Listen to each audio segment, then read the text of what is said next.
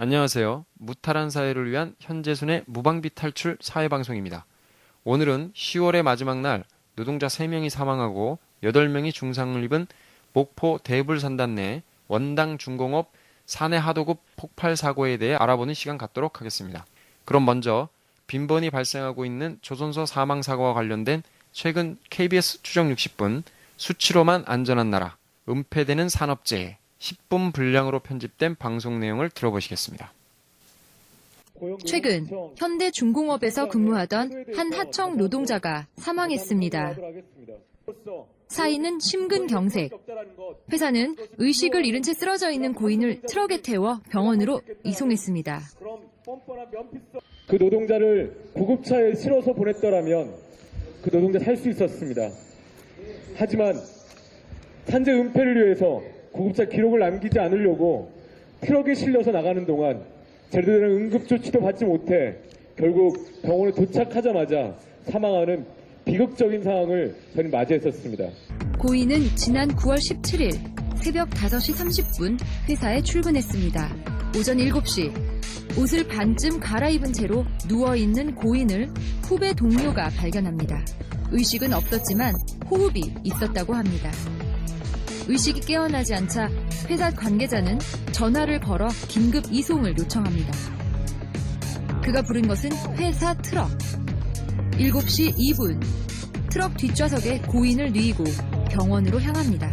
병원 도착 후 30분간의 심폐소생을 했지만 8시 2분경 사망했습니다. 당시 상황을 목격한 응급실 관계자는 이송 시 응급 조치가 충분치 못했음을 아쉬워했습니다. 근데 중요한 건 이제 7시 2분에 구급차를 이용을 했다면 이런 심장질환 같은 게 뭐 산소 호흡이 공급이 또 더욱 중요한 거고 1시간 안에 그런 공급이 잘 이루어지고 응급 치료를 받으면 생명을 뭐 살릴 수 있었던 거죠. 왜 업체는 119 구급차를 부르지 않고 트럭을 이용했던 것일까? 119 구급차는 사고 현장에서 4-5분 거리에 있습니다. 뿐만 아니라 도착하자마자 필요한 조치를 취할 수도 있습니다. 회사는 사건에 대해 좀처럼 말하기를 꺼려하는 분위기였습니다. 수소문 끝에 고인의 동료와 어렵게 연락이 닿았습니다. 우리 회사 안에 119 차 있거든요. 회사 안에 있거든요. 회사 안에. 그걸 해가지고 하면은 좀 안 낫겠나. 회사 내에도 응급 조치가 가능한 사내 시스템이 마련돼 있다는 겁니다. 동료들은 2-3분이면 도착하는 거리라고 말합니다. 최신 앰뷸런스를 지척에 두고도 이용하지 않은 것입니다. 당황한 나머지 의식을 잃은 고인을 트럭에 싣고 30분 거리의 병원으로 향했다는 겁니다. 그러나 동료들의 말은 달랐습니다. 사내 응급 시스템을 이용할 경우 사후에라도 상급자에게 보고를 하도록 되어 있습니다. 동료 노동자들은 고인을 트럭으로 옮긴 것은 결국 기록을 피하기 위해서였다고 말합니다. 섣불리 119를 불렀다간 책임을 추궁당하기까지 한다고 합니다. 환자가 발생했을 때 트럭으로 이송하는 것은 이미 관행처럼 되어 있었습니다. 이번처럼 이런 심장질환 때문에 사망이 일어나서 문제가 된 거지 뭐 골절이나 타박상 이런 건 그냥 싣고 가는 거예요. 그냥 트럭으로 그냥. 이번에도 사망사고가 아니었다면 표가 안 나올 일이었던 거죠. 사망사고가 없었다면 드러나지 않았을 것이라는 이야기가 충격적인데요. 이런 일이 자주 있습니까? 이러한 문제가 이 지역 조선 업계만의 문제라고는 할 수 없을 것 같습니다. 취재 중 그 건설업체 경영 컨설팅을 해주는 한 공인 노무사의 홈페이지를 보았는데요. 거기엔 재해가 발생했을 때 회사 측이 어떻게 응급 대응을 해야 하는가 방법이 소개돼 있었습니다. 그 첫 번째 항목엔 119 대신 현장 차량을 이용해 재해자를 병원으로 이송하라 이렇게 적혀 있었습니다. 119를 부르면 경찰 등 정부 기관의 조사를 피할 수가 없으니 형사처벌 수위가 높아질 가능성이 높기 때문이라는 것이 그 이유였습니다.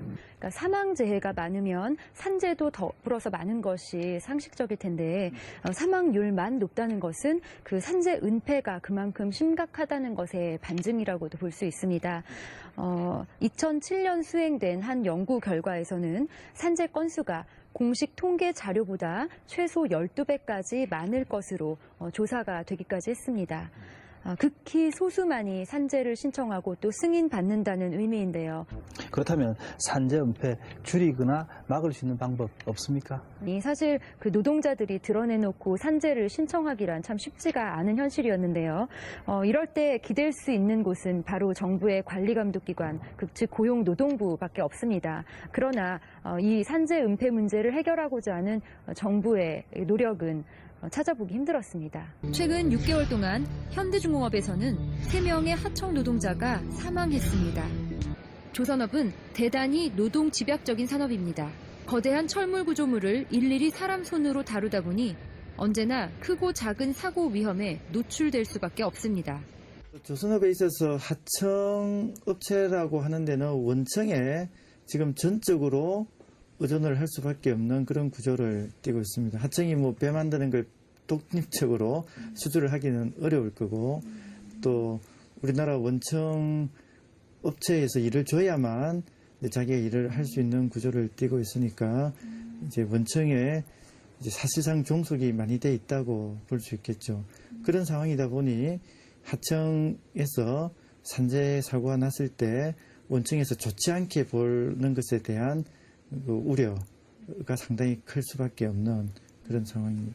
산재 은폐에 대해서는 저희들이 철저하게 대응하고 있죠. 그래서 산재 은폐에 대해서 신고를 받는 것을 적극적으로 홍보해서 저희들이 산재 은폐는 최선을 다해서 예방하고 있습니다. 올해 울산 노동지청이 다룬 9건의 산재 은폐 사례. 이마저도 지역 노동단체들의 고발로 이루어진 것입니다. 저희들이 조사를 한다라든가 활동을 해서 산재 은폐를 발견할 수 있다면 적극적으로 그렇게 하지요. 그런데 산재 은폐를 저희들이 어떻게 조사를 합니까? 은폐하려고 하면 숨기는 거를. 고용노동부의 주장과는 달리 산재 은폐를 조사하는 것이 불가능해 보이지만은 않습니다. 울산 대부분 병원에선 이른바 공상 환자를 따로 분류하고 있었습니다. 이곳에서 공상은 산재 기록을 감추기 위한 용어였습니다. 산재 환자만큼 많은 공상 환자. 이 사례들만 면밀히 조사해도 산재 은폐를 찾아낼 수는 있어 보입니다. 산재 은폐를 찾아내는 또 다른 방법이 있습니다. 국민건강보험공단은 공상으로 처리돼 공단이 의료비를 지급했던 환자들을 찾아내는 작업을 하고 있습니다. 실제로는 산재에 해당하지만 공상으로 처리돼 공단이 부당하게 부담했다고 밝혀진 금액만 연평균 600억 원대, 지난 5년간 2,800억 원이 넘습니다. 하지만 이것도 산재 은폐의 극히 일부 증거라고 말합니다. 더 많은 이 산재건들이 은폐되고 있다는 것을 알고 있으면서도 한계에 부딪혀서 확인을 못하는 경우가 많습니다. 재해자 수는 적고 재해 사망자는 많은 기이한 산재공화국, 21세기 경제 대국을 꿈꾸는 대한민국의 잘못된 산업안전의식을 말해주고 있습니다. 예, 산업재해를 은폐하기 위해 죽어가는 노동자를 짐짝처럼 트럭에 싣고 지척에 있는 산의 응급실이 아닌 30분이 넘게 걸리는 병원으로 갈 수밖에 없는 현대중공업 조선소 산해하청 노동자들의 현실은 충격이 아닐 수 없습니다. 방송은 산재 은폐의 원인이 산해하청이 원청이라 할 수 있는 현대중공업과의 계약을 위해서는 어쩔 수 없이 숨길 수밖에 없다는 구조적 문제를 지적하면서 이러한 산재 은폐라는 불법을 지도 관리해야 할 정부 당국, 노동부의 의지를 문제 삼았는데요. 병원만 찾아가서 확인해도 산재 은폐를 적발할 수 있다는 현장 취재의 사실은 OECD 산재 사망국 1위인 우리나라의 부끄러운 현실이 아닌가 싶습니다. 그럼 오늘 방송 주제인 조선업 사망사고의 근본적 원인과 대책에 대해 추정 60분에서 다뤄지지 못한 내용을 중심으로 10월 31일 발생했던 원당 중공업 폭발 사고를 분석하면서 알아보도록 하겠습니다. 자, 먼저 사고 발생 원인은 전날 누출된 가스가 선박 블록에 가득 차 있었고 아침 작업 시간 전 냄새가 심하게 났지만 무리하게 블록 안으로 투입된 노동자들이 용접을 시작하면서 폭발이 발생한 것입니다. 발생 후 주요 언론의 방송 행태는 여전히 전날 가스를 누출시킨 작업자의 부주의를 운운하면서 안전 불감증을 부각시켰습니다. 가스 냄새가 남에도 밀폐 공간 내 산소 농도를 측정하는 것은 엄두도 못 내고 블록 내로 들어갈 수밖에 없는 조선소의 근무 조건, 구조적 문제를 거론하는 언론은 없었습니다. 추정 60분과의 1시간 정도의 인터뷰가 통편집되는 굴욕 아닌 굴욕을 당한 금속노조 노동안전보건실에 사전 인터뷰 내용을 제공받아서 구조적 문제를 여러분에게 소개해드리도록 하겠습니다. 들어보시겠습니다.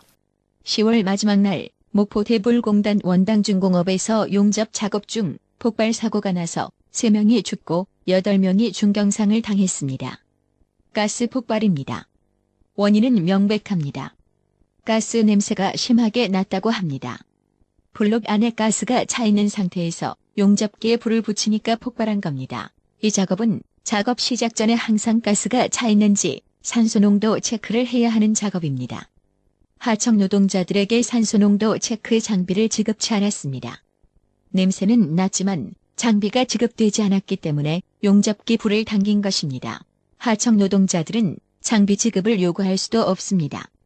집에 가라고 하거든요. 장비 지급하는 회사로 가라고 하거든요. 식구들하고 새끼들 키우며 살아야 하는데 자르고 해고하겠다는 것이거든요. 가족 전체의 목숨줄을 걸고 가스농도 체크를 요구할 수 없습니다. 왜 안전조치를 안 해놓고 일을 시키는지 궁금하실 겁니다. 그 이유는 현대중공업, 삼성중공업, 대우조선과 같은 재벌 원창업체가 돈벌이에만 혈안이 되어 있기 때문입니다.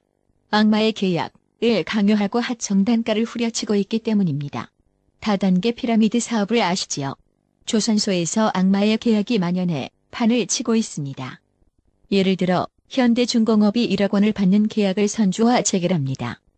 현대중공업은 8천만 원의 1차 하청업체와 계약합니다. 1차 하청업체는 2차 하청업체와 6천만 원에, 2차 하청업체는 3차 하청업체와 5천만 원에, 3차 하청업체는 4차 하청업체와 4천만 원에 이런 식으로 계약합니다. 안전망, 안전난간, 보호구가 다 돈 아닙니까? 1차 하청업체 계약금에는 안전조치 비용이 다 포함되어 있습니다. 1억 원짜리 공사가 밑으로 내려가면서 원청을 포함해 1도 않는 놈들이 6천만 원 이윤으로 남겨먹고 4천만 원짜리 공사로 변합니다. 맨 밑바닥에서 실제 일하는 4차 하청업체 사업주는 그 돈으로 공사를 완료해야 합니다.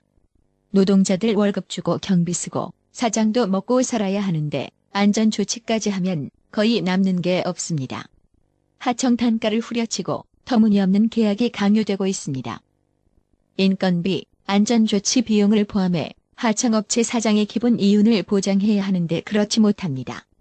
하청업체들 파산이 급증하고 있습니다. 덩달아 거제, 통영, 목포 지역 경제도 침체에 빠져 있습니다. 통영지청, 목포지청 앞에 가보면 매일같이 최소 20, 30명씩은 옵니다. 사장이 도망갔다고, 임금 못 받았다고 임금 받게 해달라고 오는 것이지요. 이런 악마의 계약을 막아야 합니다. 사고의 근본 원인을 제거해야 문제 해결의 길이 보일 겁니다. 잘 들어보셨는지요? 문제 해결의 근본 원인은 악마의 계약 구조를 바꿔야 합니다. 쉽지 않을 수 있습니다. 하지만 당장 시행되어야 할 것이 있습니다. 법치국가인 대한민국에서 정부 당국, 노동부의 강력한 처벌 의지가 있어야 합니다. 이번 사건의 경우 원청과 사내 하도급 업체, 사업주의 명백한 불법 행위입니다. 원청인 주식회사 원당중공업은 산업안전보건법 제29조 도급사업 시의 안전보건 조치를 위반한 것이고, 사내 하도급 업체인 민주-ENG는 산업안전보건법 제23조 안전조치를 위반한 것입니다. 국내 유일한 안전보건 칼럼니스트인 강태선의 살림살이 블로그에 있는 글을 소개해드리도록 하겠습니다. 들어보시기 바랍니다. 경찰과 언론은 과실 여부 등과 같은 헛소리를 언론에 유포하지 말고 아래 사항을 잘 참고하길 바란다. 원청과 사내 하도급 업체의 사업주는 산업안전보건법에 명시된 의무조항인 인화성 물질에 의한 위험 방지, 가스 용접 등의 작업, 가스 등의 용기 취급, 위험물 등이 있는 장소에서 화기 등의 사용 금지, 통풍 등이 충분하지 않은 장소에서의 용접 등의 준수 의무를 위반한 것이다. 요컨대 주식회사 원당중공업 법인과 안전보건 총괄 책임자, 원당중공업 대표, 민주-ENG 법인과 안전보건 관리 책임자, 민주-ENG 대표가 산업안전보건법에 책임을 져야 한다. 제발 섣불리 과실 운운하지 않길 바란다. 산업안전보건법이 제정된 지가 벌써 30년이 넘었다. 이젠 이런 대형 사고가 나면 언론에서 산업안전보건법이란 단어가 나올 때도 되지 않았는가. 이처럼 명확히 잘못한 주체가 있고 악마의 계약이라는 구조적 문제가 명명백백 드러나 있는데도 매번 똑같은 원인의 중대 사망사고를 막지 못하는 대한민국의 현실, 참담하기만 한데요. 국회 국정감사 때만 되면 국회의원들이 정부 기관을 호통치는 소재로 안전보건 문제가 제일 많이 이용된다는 안타까운 분석도 있습니다. 또한 최근 선거철을 앞두고 대선 후보들의 산재왕국 탈출을 위한 행보가 전해지기도 하는데요. 진정 변화의 기회가 되었으면 합니다. 오늘 무탈 4회 원당중공업 폭발사고, 조선업 사망사고 그 숨겨진 이야기 방송을 마치면서 추정 60분 앵커의 마지막 클로징 멘트를 전해드릴까 합니다. 지금까지 들어주신 청취자 여러분 감사합니다. 다음 시간에 뵙겠습니다. 현장에서 많은 노동자들을 만나고 많은 이야기를 들었을 텐데 느낀 점이 있다면 무엇입니까? 네.